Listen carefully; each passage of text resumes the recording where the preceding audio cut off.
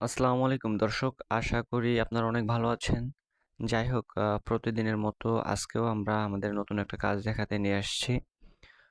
দর্শক এই কাজটা দেখেন আর অবশ্যই কমেন্টে জানান যে আসলে কাজটা আপনাদের কাছে কেমন লাগছে। এই ডিজাইনটা দেখেন একটু ঘন আপনাদের কাছে মনে হবে আমি জানি। কারণ হচ্ছে আমরা আগে যে সিলিংগুলো দিছি ওইগুলো একটু মেঘগুলো একটু হালকাভাবে দিছিলাম। এখন এটা সম্পূর্ণ হচ্ছে কাস্টমার চয়েস। কারণ হচ্ছে অবশ্যই যখন আমরা একটা কাস্টমারের কাজ দেই, অবশ্যই তার মতামতটা এখানে গুরুত্বপূর্ণ। সে হয়তো একটু ঘন টাইপের ডিজাইন পছন্দ ওনার কাছে ভালো লাগে।